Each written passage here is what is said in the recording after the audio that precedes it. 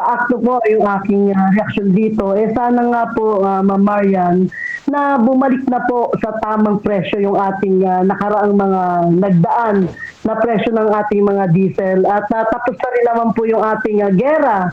Wala na pong labanan na nangyayari dito.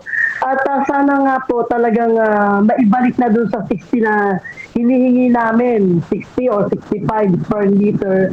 Masayang-masaya na po kami. Nakaraan, katatapos na ng ating service contracting, medyo nakakaraos sila ng mga nakaraan. At eto nga po talagang nasa 80 pa naman Minsan, iba-iba kasi ang presyo Kaya sana, this coming week, 20 na po sana ang ibaba nila para kawan nila.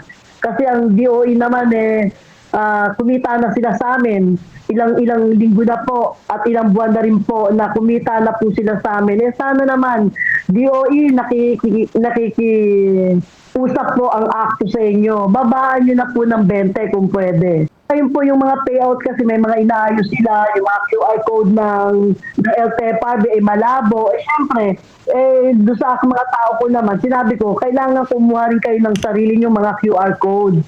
Doon sa aking mga tao naman, malinaw ang QR code. Yung mga kuha naman doon sa kanilang mga tao, doon sa taga-LTFRB, medyo malabo. Siyempre, ma'am, dadaan pa ng ano to ng parang hihiringan pa nila para maibalik, ma-payout mo nila doon sa mga tao natin na nag-service contracting naman. Totoo naman nag-service contracting sila.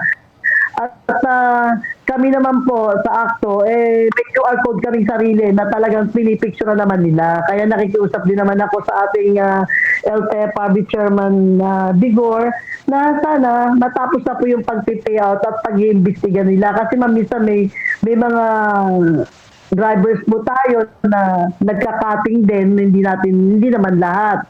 Pero syempre, nahuhuli rin naman nila doon sa QR code. Pero yung QR code nila minsan, ma'am, malabo, ma'am Kaya, ang nangyayari, paunti-unti po nababayaran yung mga tao natin, yung ating mga cooperatives, yung ating mga korporasyon, na nagpipayout po sila paunti-unti dahil malabo nga daw po yung kanilang mga QR code doon sa mga tao ng LTFRB na kumukuha nito.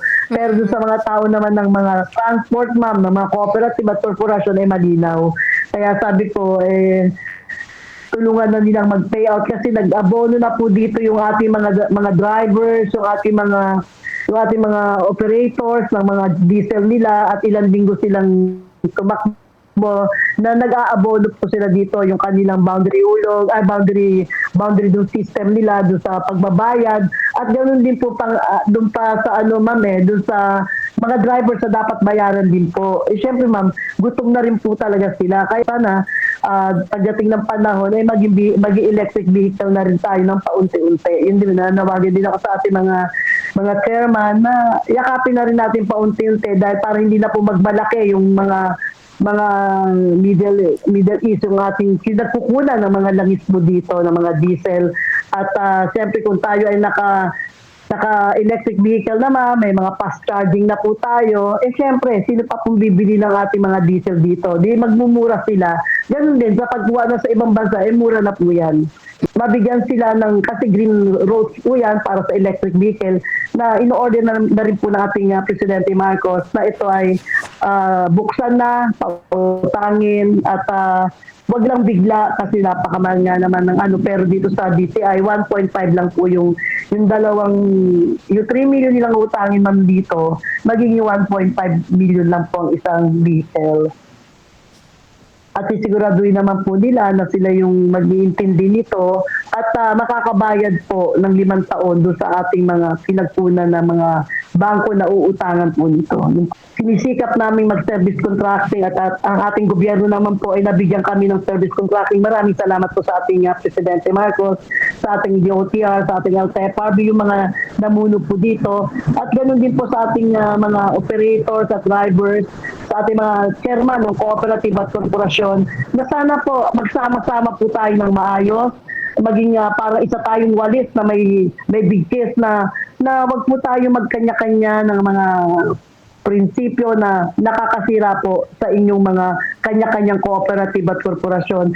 Dito po hinikayat ko po na magsama po tayo, nationwide, magsama-sama po kayo sa mga federation nyo, magrespetuhan po tayo.